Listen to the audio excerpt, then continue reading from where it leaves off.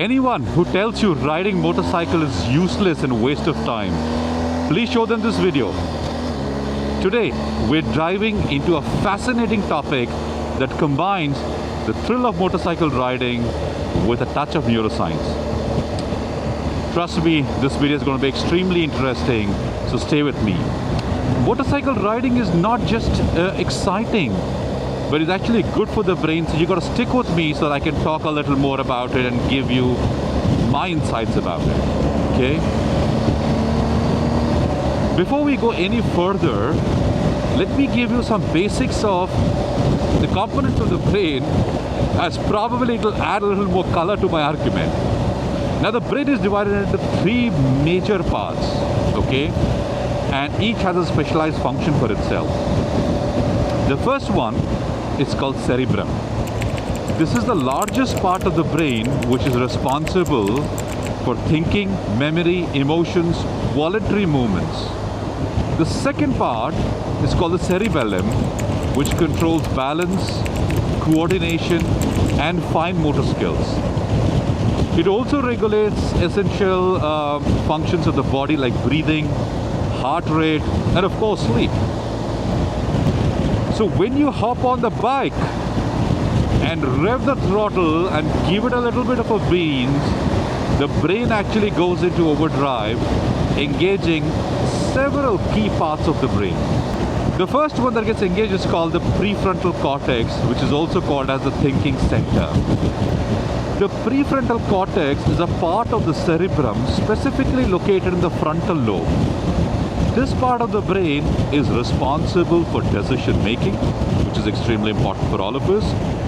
It also helps in planning, and most importantly, it allows you to assess risks. Every time you judge traffic or anticipate a turn or decide when to brake, it's your prefrontal cortex which is at work.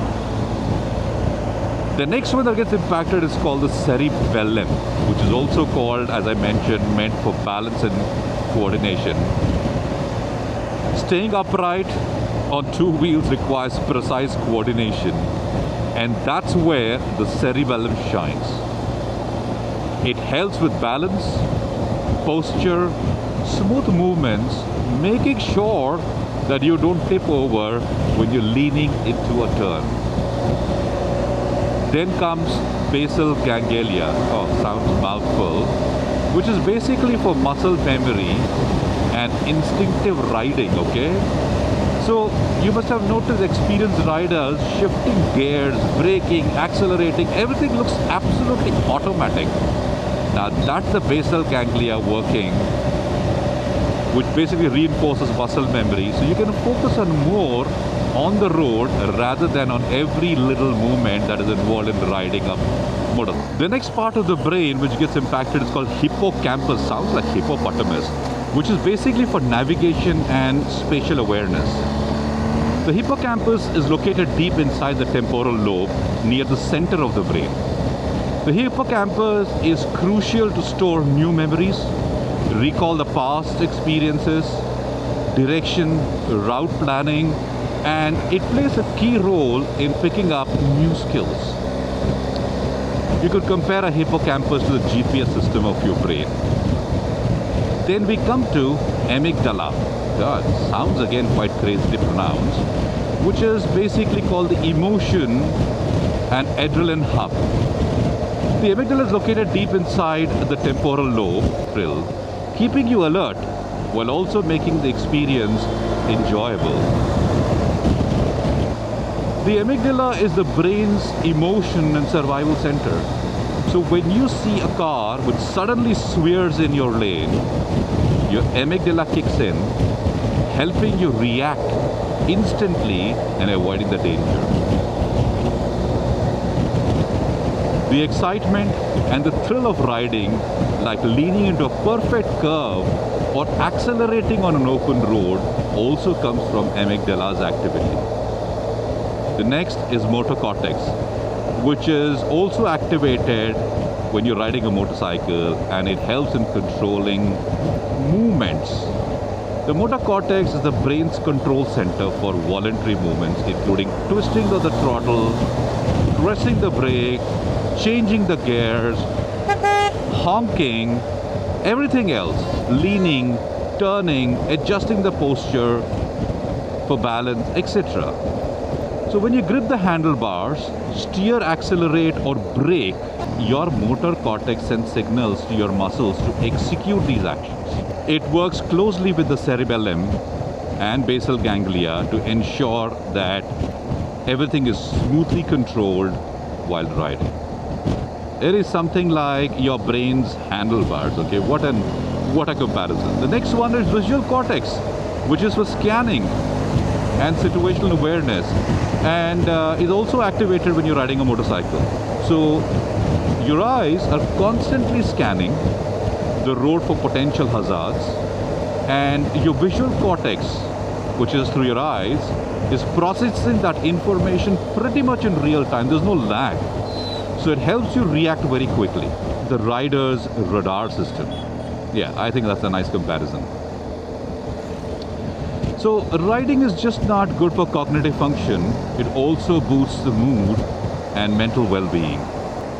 Thanks to the brain chemicals that get generated when you're riding a motorcycle, which actually makes you feel so good. The first chemical is called dopamine, which is also called the feel-good chemical that enhances motivation and enjoyment. It is why you feel so alive when you're actually riding a motorcycle. The second one is called the endorphins, which basically are the natural stress relievers that create the rider's high, making experience even more satisfying. The third chemical is called adrenaline, the fight, flight or fright hormone or chemical that keeps you sharp, focused and ready to react in high-speed situations.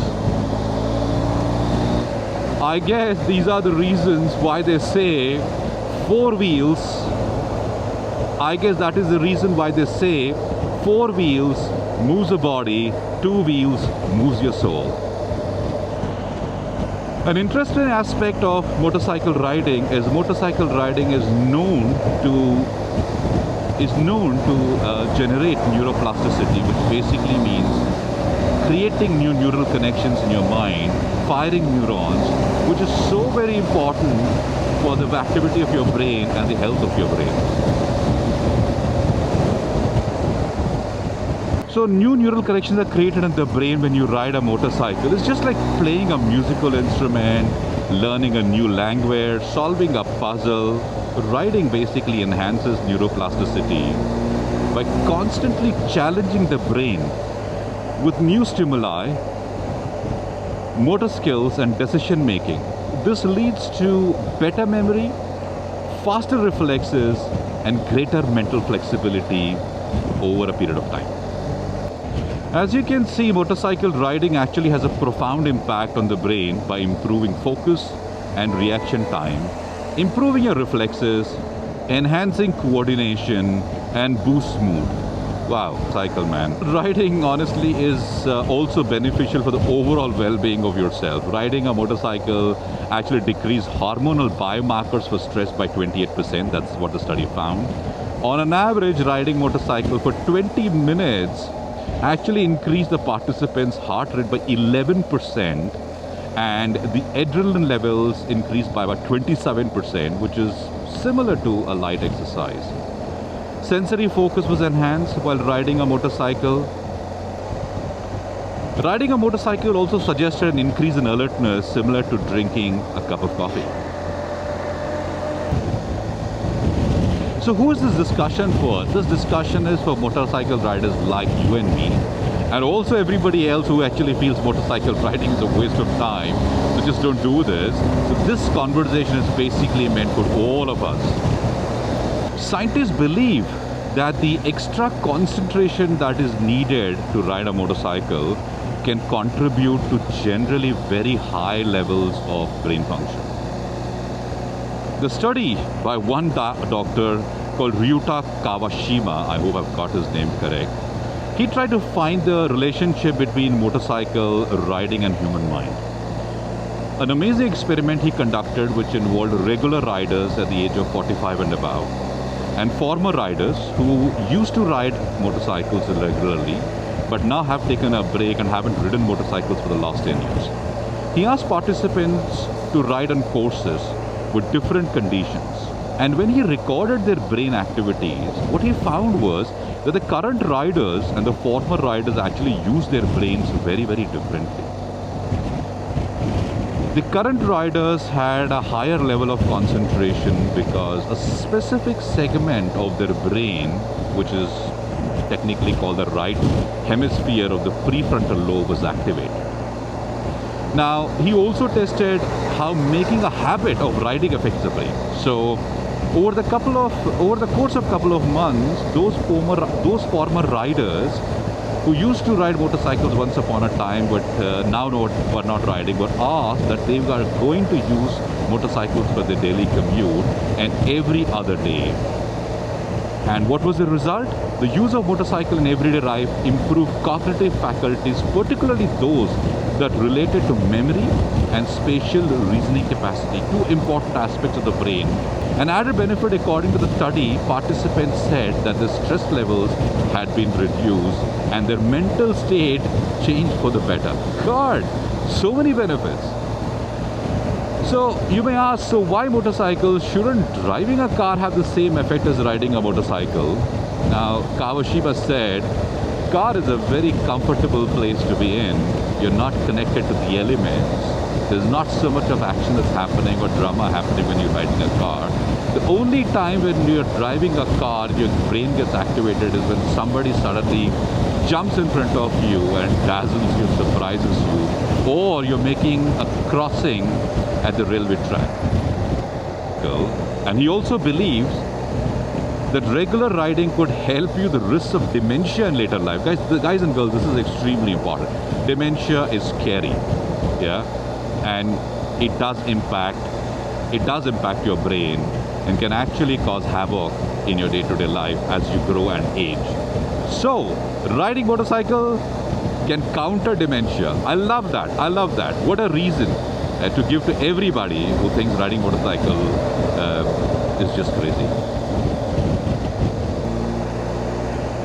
So, what's the connection between riding and brain health?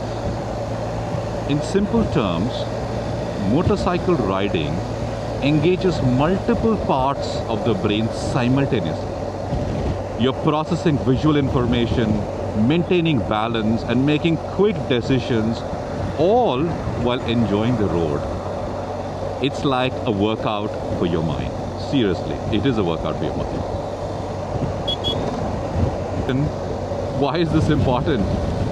Guys and girls, life today is stressful, and finding ways to relax while you are staying mentally active is so vital for us.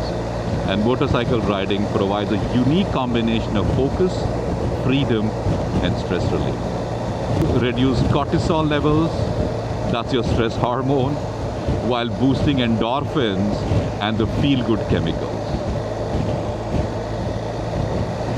This makes riding not just a hobby, but a way to enhance mental activity, mental clarity, and emotional well-being.